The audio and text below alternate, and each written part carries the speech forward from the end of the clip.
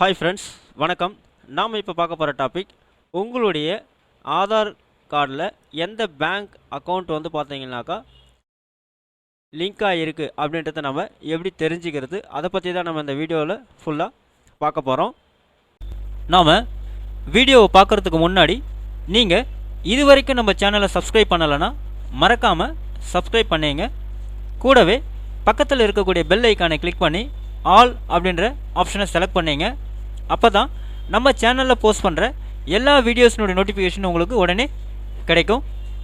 வீடியோவை ஸ்கிப் பண்ணாமல் முழுசாக பாருங்கள். வாங்க நம்ம வீடியோவை பார்க்கலாம். அதாவது ஃபஸ்ட்டு என்பிசிஐ வெப்சைட் இந்த மாதிரி நீங்கள் ஓப்பன் பண்ணிங்க. அதாவது national payment corporation of India அப்படின்ற இந்த வெப்சைட் நீங்கள் ஓப்பன் பண்ணிங்க. வெப்சைட்டினுடைய லிங்க் நான் கீழே டிஸ்கிரிப்ஷன் பாக்ஸில் கொடுக்குறேன். ஆதார் வெப்சைட்லேயும் போய்ட்டு நீங்கள் வந்து பார்த்தீங்கன்னாக்கா உங்களுடைய ஆதார் கார்டில் எந்த அக்கௌண்ட் வந்து பேங்க் அக்கௌண்ட் வந்து லிங்க் ஆகிருக்கு அப்படின்னு நீங்கள் செக் பண்ண முடியும். ஸோ இங்கே வந்து பார்த்தீங்கன்னாக்கா இதுலேயும் அவங்க வந்து கொடுத்துருக்காங்க. ஸோ இதில் வந்து பார்த்தீங்கன்னா இந்த வெப்சைட் ஓப்பன் பண்ணோடனே கன்சியூமர் அப்படின்னு சொல்லிட்டு இந்த டேப் இருக்கும். அதை போய்ட்டு நீங்கள் கிளிக் பண்ணுங்கள். இங்கே வந்து பார்த்தீங்கன்னாக்கா பாரத் ஆதார் சீடிங் எனேபிளர் அப்படின்னு சொல்லிட்டு ஒரு ஆப்ஷன் கொடுத்துருப்பாங்க, பேஸ் அப்படின்னு சொல்லிட்டு. ஸோ இந்த லிங்க்கை போய்ட்டு நீங்கள் கிளிக் பண்ணுங்கள்.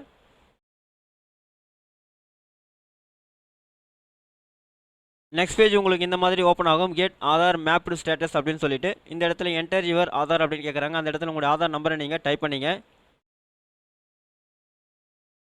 டைப் பண்ணிவிட்டு கீழே வந்து கேப்சா வேல்யூ கொடுத்துருக்காங்க. அந்த கேப்சா வேல்யூ நீங்கள் டைப் பண்ணிங்க.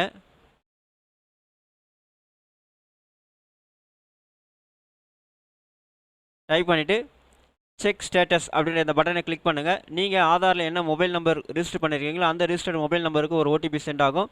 அந்த ஓடிபி நீங்கள் இங்கே டைப் பண்ணிங்க. டைப் பண்ணிவிட்டு சப்மிட் பட்டனை கிளிக் பண்ணுங்கள். நெக்ஸ்ட் பேஜ் உங்களுக்கு இந்த மாதிரி ஓப்பன் ஆகும், ஸ்டேட்டஸ் அப்படின்னு சொல்லிட்டு. அதில் உங்களுடைய ஆதார் நம்பர் கொடுத்துருப்பாங்க. அடுத்து வந்து பார்த்தீங்கன்னாக்கா மேப்பிங் ஸ்டேட்டஸ் வந்து பார்த்தீங்கன்னா எனேபிள்டு ஃபார் டிபிடி அப்படின்னு சொல்லிட்டு கொடுத்துருக்காங்க.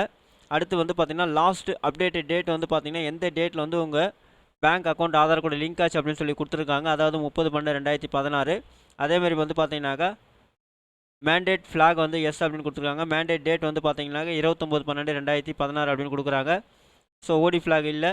அதேமாதிரி வந்து பார்த்தீங்கன்னா ஓடி அவைலபிள் டேட்டும் இல்லை உங்களுக்கு. அதேமாதிரி பேங்க் நேம் வந்து பார்த்தீங்கன்னாக்கா இந்தியன் பேங்க்கு. அப்போது இந்த ஆதாரை பொறுத்த மட்டும் இல்லாமல் இந்த ஆதார் கார்டில் லிங்க் ஆகிருக்கிற பேங்க் அக்கௌண்ட் வந்து பார்த்தீங்கன்னா இந்தியன் பேங்க்கு. ஸோ இந்த மெத்தட் யூஸ் பண்ணி நீங்கள் வந்து பார்த்தீங்கன்னாக்கா ஈஸியாக உங்களுடைய ஆதார் கார்டில் எந்த பேங்க் அக்கௌண்ட் வந்து லிங்க் ஆகிருக்கு அப்படின்றத நீங்கள் ஈஸியாக தெரிஞ்சிக்க முடியும்.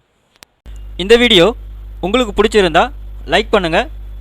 அதிகமாக உங்கள் ஃப்ரெண்ட்ஸ் அண்ட் ரிலேட்டிவ்ஸ்க்கு ஷேர் பண்ணுங்கள், கமெண்ட் பண்ணுங்கள். மீண்டும் ஒரு நல்ல வீடியோவில் சந்திப்போம். நன்றி.